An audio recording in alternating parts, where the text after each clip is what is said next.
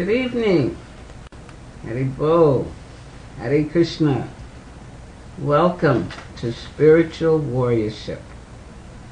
My name is Mother Indrani, and our program consists of discussions, reading from the books of His Holiness Bhakti Tirtha Swami. And he has a number of books. There's 6 spiritual warrior books. There's 6 reflection books. And there's 4 beggar books. 4 beggar books. And 2 leadership books. And if you're interested and you don't have yet, you know any of these books can be purchased at Krishna.com store. And I welcome you. I was not here last week, but I missed you all, and hopefully you're here and we can communicate and learn and grow. We are presently reading from and discussing from Spiritual Warrior 6, Beyond Fanaticism, Terrorism, and War, and subtitled that, Discover the Peace Solution. Now, we've been on this for a number of weeks. We've covered some very interesting, for want of a better word, aspects in this book. And I hope those of you who have been with us regularly or almost regularly hearing have gotten something to work with, to practice, and to apply in your lives. And I've asked in the past, and I again ask, if you've gotten any realization, if you have applied any of the concepts, ideas that have been presented here, and have seen them in your life, gotten realizations, I'd appreciate it if you would share with us. And it has come to me that maybe you don't want to share in the chat room, and maybe you want to share with me. And I'm going to be courageous enough to give an email address if you want to write to me to discuss or share a realization you've gotten from hearing. How about that? That takes courage, because I don't go to the email that much. But I'll give you Mother Indrani 108 at gmail.com. Anything referring to what we're reading and studying and applying, hopefully applying in our lives, okay? I give you permission. But you have to wait for answers, because I'm not a quick replier, but maybe I'll learn to be. Now, where are we tonight? I had, when you pray and ask for guidance as to what to do, and they say if you want to make God laugh, you tell him your plan. But what was interesting, I didn't have a plan. I was praying for him to show me a plan. And I had set up to read in mind and read through chapter 5, A Spiritual Response to Terrorism, which is a very interesting chapter also. And yet I kept getting to, let's talk about spiritual warriorship, because that's this program. That's what the groundwork of our beginning over a year ago, and the ideas and concepts that were presented at the beginning came from this particular book, and it's chapter 6, where he talks about the positive and negative effects of war. Because any of you that were with here listening at the last class, we went through it, I believe. Seems such a long time ago. Time goes by, and holding on. And I would like to ask if you remember anything from that. But I can ask, and you can reply. But what I'm going to do now is just pull out from the spiritual warrior concepts presented in chapter 6, and for us to think seriously about what spiritual warriorship means to us, and know that we're all spiritual warriors, and in this time. So I'm going to just put this out. Listen, I'm listening, I'm trying to grasp this myself. This is a learning experience for me as well, okay? How many people in the chat room? Any? Nobody, not even Bovan Mahan. Okay, but somebody's out there listening. So we'll begin where he states that the idea behind his series of books entitled Spiritual Warrior is to tune into the concept. And what concept was that? That war dehumanizes some people. It empowers others to go the extra mile and to act far beyond their normal capabilities. So that idea led him to the Spiritual Warrior books, and as I've said, there's 6 of them. And if you've been following with me through the years, we've touched on all of them. Well, 5 of them. And we did Spiritual Warrior 2, Transforming Lust into Love. Remember the School of Love. Fantastic. And we looked at what is love and what is lust. We did Spiritual Warrior 3. We went through the 12 qualities of a spiritual warrior. You can review those and look at how you're functioning in your everyday life. Wonderful guideposts for you. And we did another chapter in that, but Spiritual Warrior 3 is just fantastic. And we did Spiritual Warrior 4, remember? We dealt with anxiety, over anxiety. We dealt with how to manage anger, and something else. But Spiritual Warrior 4 was very helpful to me. After losing my daughter last November, I came straight home, I picked it up, and I went to the chapter on healthy grieving. So he's covered all the emotions, but for each emotion that we may go through, a characteristic, he gives us something to take it to a higher platform. So these books are guidebooks, and it helps us understand the philosophy of what we're in if we're into studying Srila Prabhupada's books in ISKCON.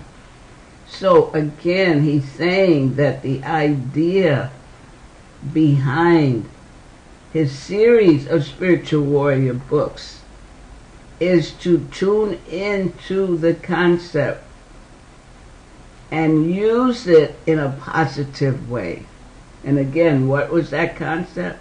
War, actual war, dehumanizes some people, and it empowers others to go the extra mile and to act far beyond their normal capabilities.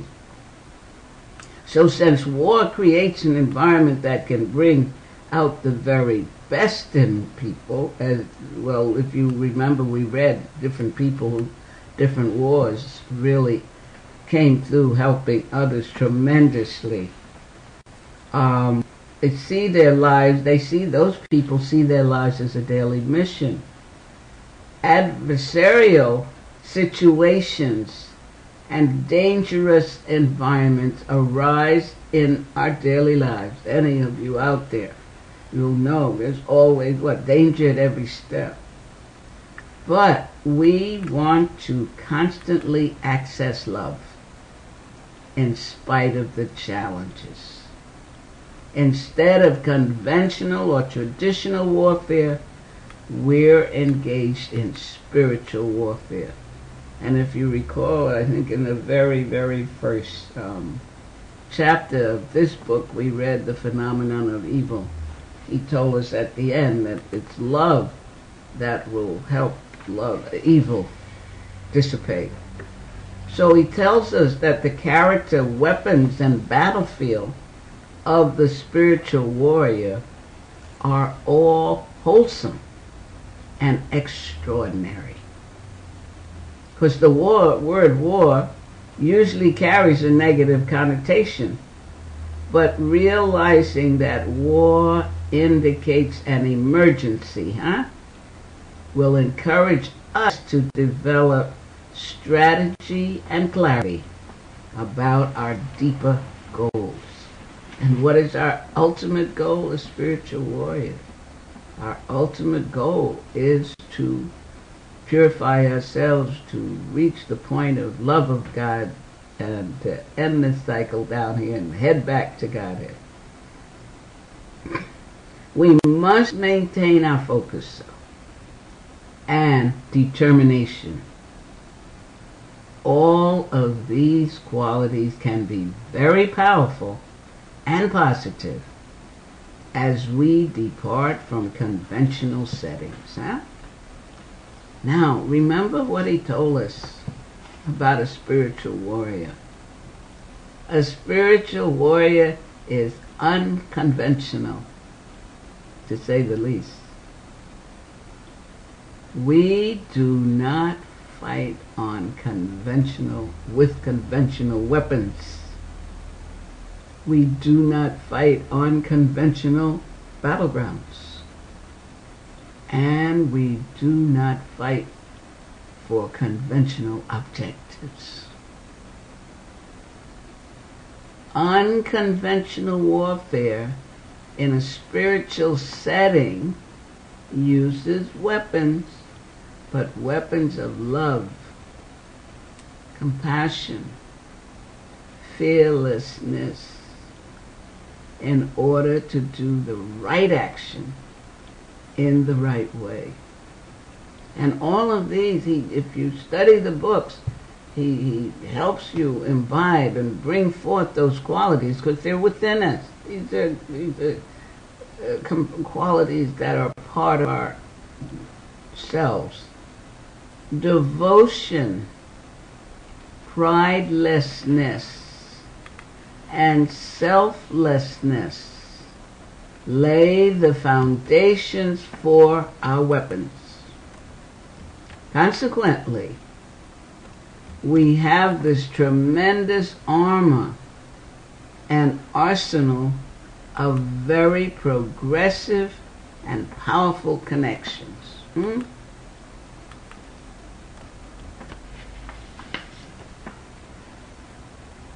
He also reminds us that we must realize that we cannot avoid war, since it is an inevitable part of material existence. We're in these material bodies, in this material world, and war is an inevitable part of it. Time after time, millennium after millennium, war. There's always been war. As long as people have existed on this planet, wars have been fought, and they will continue to be fought. The root of this violence is consciousness.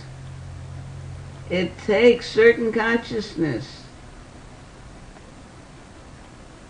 to abuse women without the capacity to see them as someone's sister or mother, without the capacity to see that. It takes a certain type of consciousness to kill. In most cases, soldiers are young men. The greatest battlefield is the battlefield of consciousness. And remember, it's where the unconventional spiritual warrior wages the battle in consciousness. Beneath the consciousness of war is the consciousness that leads to war. And what is that? The negative mental culture of lust, greed, envy, indecency, and domination. As this negative mental culture prevails, war is inevitable. In one sense, the next war has already begun. As it now pervades human civilization, we find ourselves surrounded by a battlefield of consciousness and an atmosphere of war.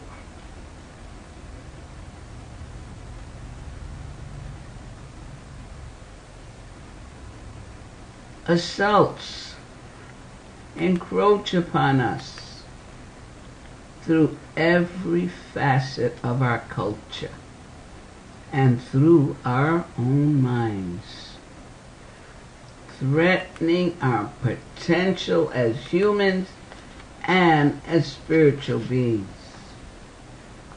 Now, this is not surprising, considering that the material world is suited for this strife. Why? Because it is a place to accommodate our separation from God.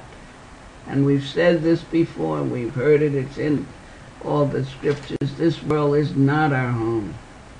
We've been told this, then it should penetrate. If it's not our home, then it's not the proper environment for us. And the facilities in the environment is to help us realize that realistically, and then make the effort and get the strategy of how to get out of it. And we're being given those strategies and technologies through studying these books. And if you've been reading Srila Prabhupada's books, he tells us how that we're here temporarily passing through, but our objective is what? Love of God and getting back to Godhead. So we cannot remain neutral on a battlefield. Attacks are underway, and if we do not find some way to save ourselves, the atmosphere of war will destroy us. We are all on these battlefields, and we all play a role. So we either allow the devastation to go on until we become products of the fallout, or we elevate our consciousness. It's about consciousness. Not only do we elevate our own consciousness, but we also want to help elevate our community, corporation, environment. How? By acting as spiritual warriors for righteousness, and by having the armor of love, devotion, compassion, and selflessness. This is an important role we have, and that we are becoming attracted to the spiritual warriorship, that we're hearing about it, that we're being given an opportunity and being given the ideas, technique, technologies. It's so important in our life at this moment. There's a reason for everything that's happening. There's a reason why we hear things. The Lord arranges everything to help us become strong spiritual warriors, to increase our strength in our faith. Many devotional and pious people look at others and wonder why they act so warlike. Such people have not yet realized that the only way to counteract the war is to have higher consciousness. This word is coming, consciousness. And engaging in waging love and peace. Love and peace do not simply manifest by conceptualization. They manifest by using strategies to counteract the negative strategy. It does not just happen by thinking about acting kindly or lovingly. Love is a relationship, and it involves active exchanges. Love is a verb. It's not just a matter of thinking lovingly. It's a matter of acting and relating with love.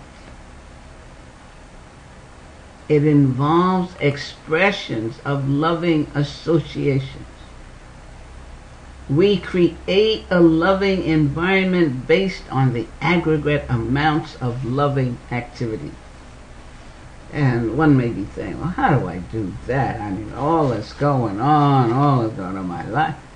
But my mind goes back when we were studying Spiritual Warrior 2 and the chapter on the School of Love, I think in the very first paragraph, where he reminds us who we are as spiritual, eternal beings, and he reminds us there that the soul is made for love. So the soul, which we are, and that's a part and parcel of God, is made for love. The potential for love is constantly there. And this is what we're being reminded, that we create a loving environment. And it's based on the aggregate amount of loving activity. And loving activities take place when you see the Supreme Lord in everything, in everyone, and you are serving Him with love and devotion, and that love comes out. We had more on that. 175. He talks about the necessity of spiritual warriorship in this day and time, because as with this whole book is about war and terrorism and all, and this chapter, as we said, is about the positive and negative effects of war. And right now we're looking at what's positive, and he's giving us this concept of spiritual warriorship.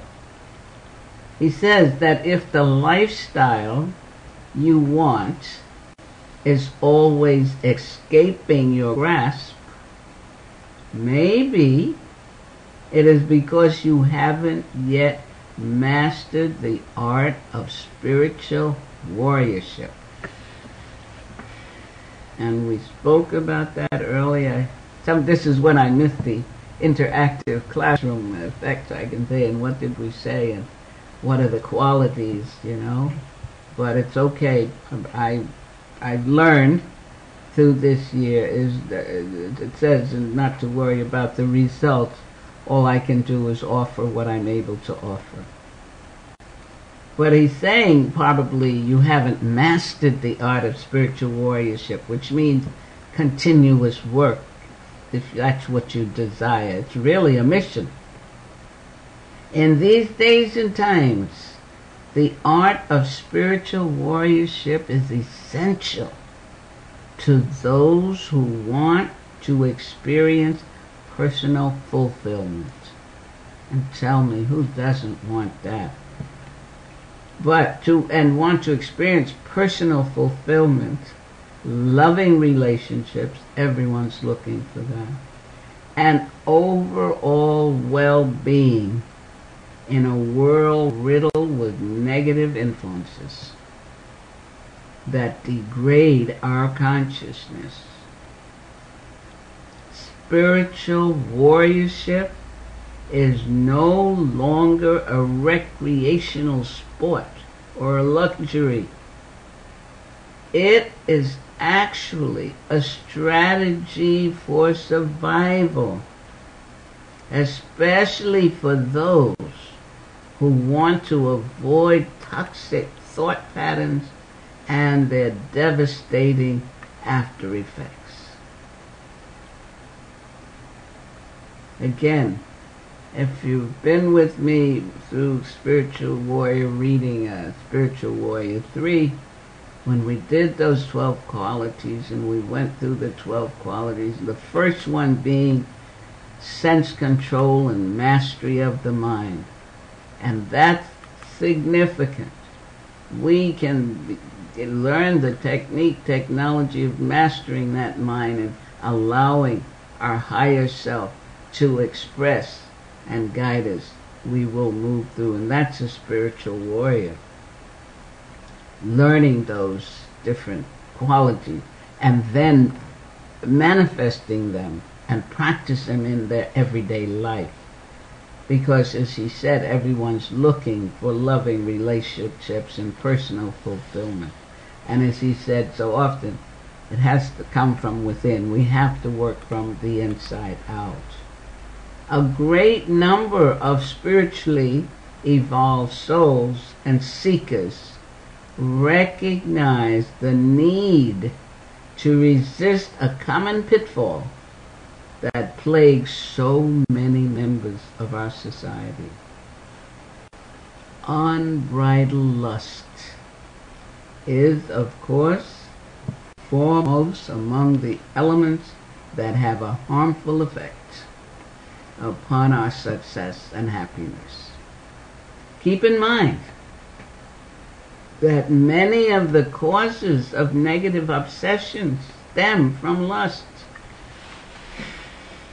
Purifying methodologies like those found in this book and in our other books, that's the previous Spiritual Warrior books, the series, are critically important. Please, dear listeners, spiritual warriors, if you don't have it yet, any of them, please endeavor to get it into your library and study them and the methodologies in them of how to purify yourselves and your consciousness. These approaches that you'll find in that methodologies, technology, can profoundly alter what? Fatal attraction and habitual patterns of self-deceit from which so many people are now suffering. Now, if conventional warriors would learn to have more appreciation, value, and love for those they desire to fight or annihilate, their combative mood would what? Disappear. But in reading this, studying this, it brings to my mind an understanding of the importance of Lord Chaitanya's coming and bringing to us the Sankirtan movement, the chanting of the holy name. And it came because we're in that age of Kali, of hypocrisy and quarrel and fighting. And it came from the spiritual world, the transcendental vibration. And Prabhupada brought it to us to have us. Why is it important we go out on Sankirtan, Harinam, chanting that holy name and helping others to hear it? Because Lord Chaitanya says in there that it cleanses the heart. So that is very important. And again, you experience something, you talk about it and all, and then you hear and something clicks and it just sort of comes together. Yeah, this is why it's important to help our own consciousness, because as it says, chanting cleanses the heart, purifies the heart. And then when we go out and others hear it, we're helping them. So Srila Prabhupada books tells us constantly to chant the holy name, and also to take it out, get the books out, that people get the books, open the books, look at the books, see the pictures, and understand. And this is changing consciousness. And the more we change, then that love will come in, and there will be less combativeness. So this is important, this spiritual warrior. If you've been listening and you're really wanting to participate, he reminds us that the path of the spiritual warrior is not easy. As he said before, it's not recreational, and we don't have time for whimsicalness. It's really a seriousness.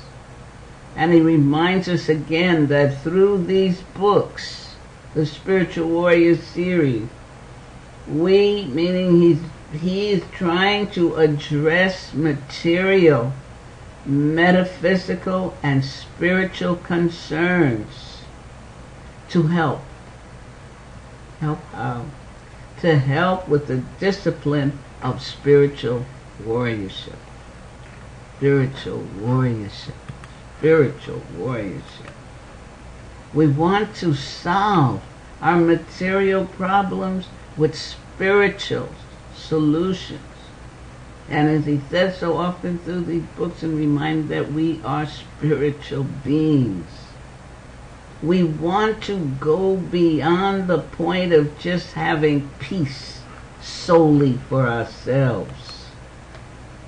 We want to go beyond our own meditation, chanting, praying, yoga, and nutrition.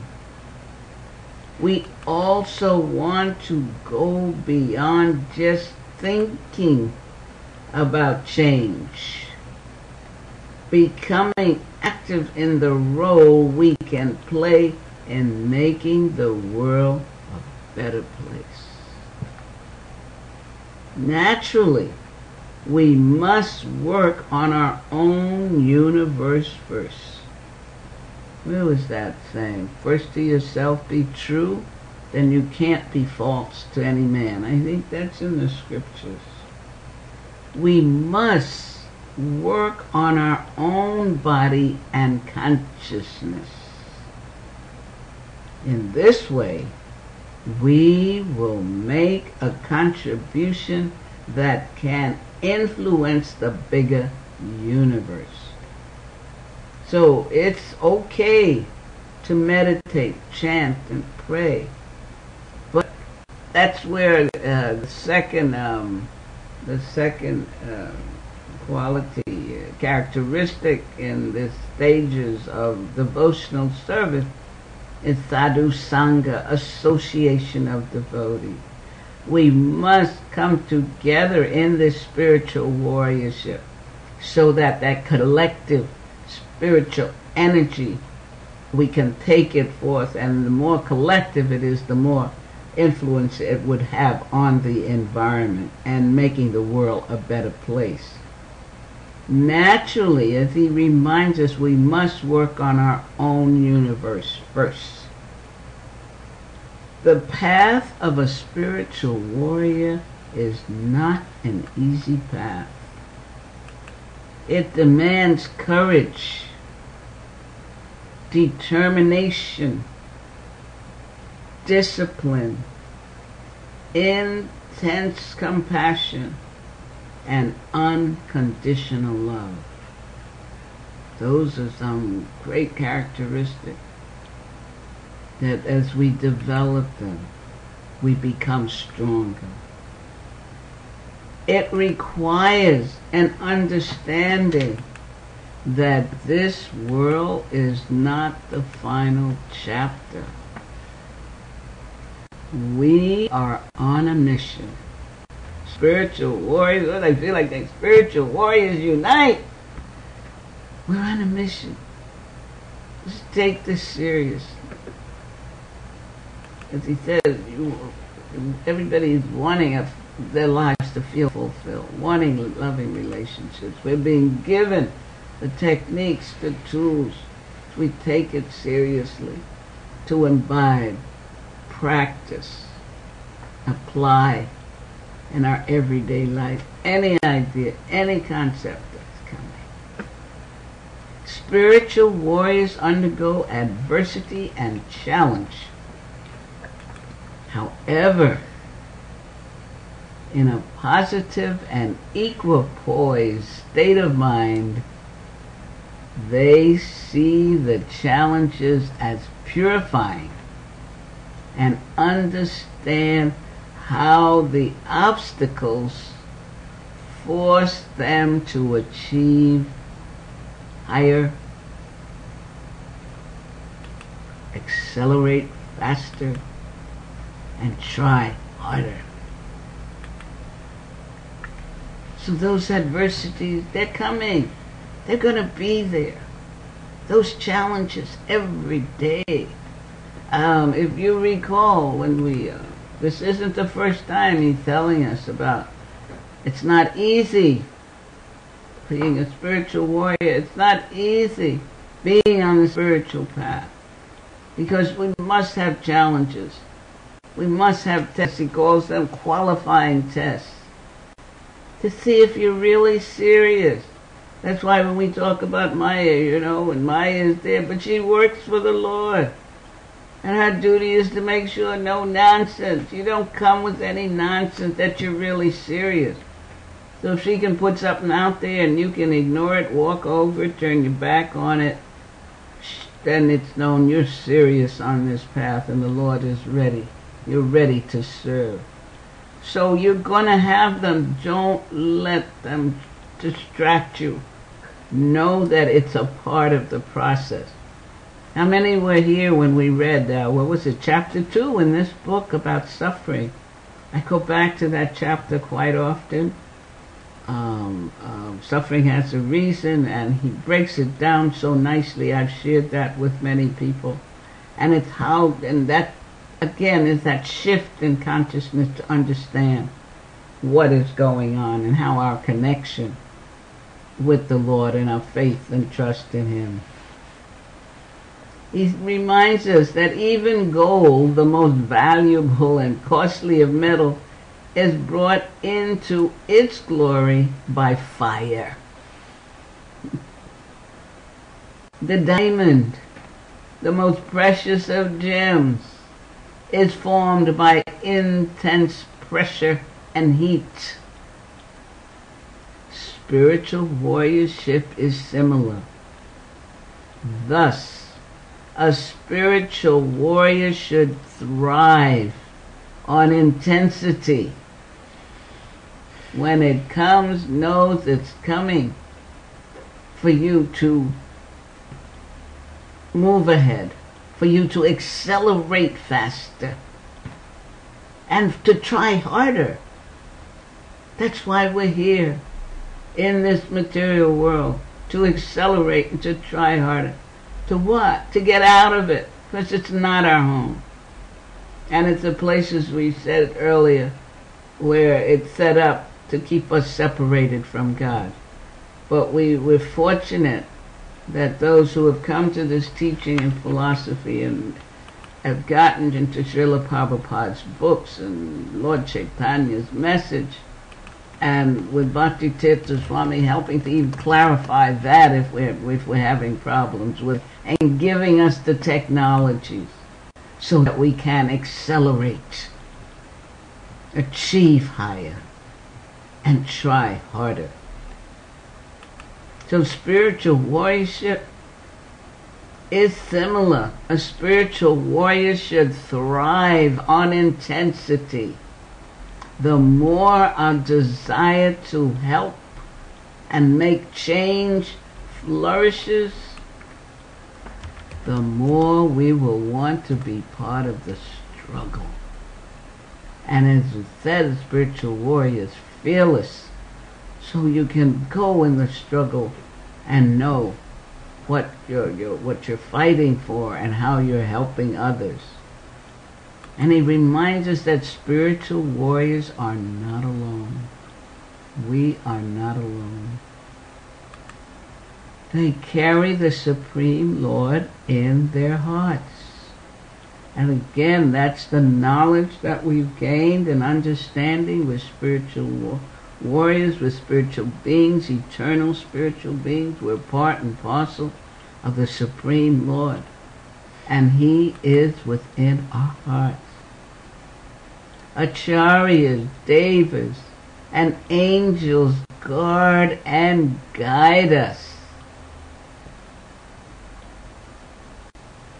And the residents of the spiritual world cheer them as heroes and heroines on their journey back to the transcendental realm.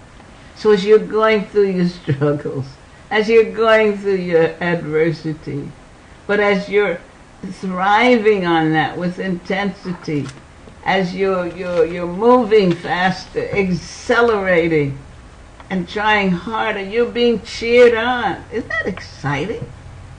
You're not alone. Just as in conventional warfare, people receive supplies, resources, encouragement, and honor. As you know, you hear about the trucks going to the front line or something to get to the servicemen out there. Spiritual warriors are backed up by angelic hosts. Do you want to join the ranks of this transcendental army?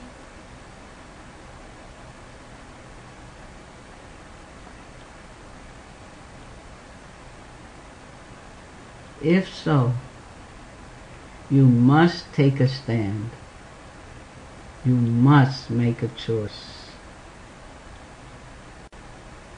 Do you want to join the ranks of this transcendental army? You have the choice. As the negative forces struggle to maintain their foothold in our lives, only two sides will emerge. The spiritually enlightened and the materially oppressed. Beloved, we do not have the luxury of time. Your current thoughts and actions are already placing you in one camp or the other, spiritually enlightened or materially oppressed. Your current thoughts and actions are already placing you in one camp or another. So we must be conscious, we've been using that word, of our thoughts, our words, our actions. The earth is merging into a millennium of spiritual enlightenment and purity. The residents will become conspicuous of their loving natures and peaceful minds. The devas and angels will again visit the planet, and tranquility will penetrate and permeate throughout the atmosphere. That sounds promising, doesn't it? So he's saying, and I'm saying, we invite you to take your place among the inhabitants of the Golden Age. Pick up your weapons. Pick up your weapons of austerity, mercy, compassion, and love, and join the ranks of the spiritual warriors as we forge to a new beginning under the banner of the Supreme Lord. Okay, as you can tell, I get excited about spiritual warriorship, and it's really an important concept and it makes it easier for me to think clearly. And I'm hoping those of you are joining us on the battlefield and helping to bring change in your home, your work, your environment. Because with the qualities that we spoke of, all things are possible. I think it even says all things are possible to the one who remembers God, thinks of God, has faith in God, and surrenders. And just as we read, he's backing you up all the way. Okay, any questions, any comments, anybody? Nobody. Okay. We will end tonight. I'm hoping you're hearing, if you're not in the chat room. And we will meet again next week. And I'm going to try next week to go through a spiritual response to terrorism. And then I'm getting an inclination to go back to Spiritual Warrior 4 and look at love over fear. So I hope those who are listening, you've received something, you feel the power to march forth strong as a spiritual warrior and beat down any adversities that are coming. Hare Krishna, Hare Bo.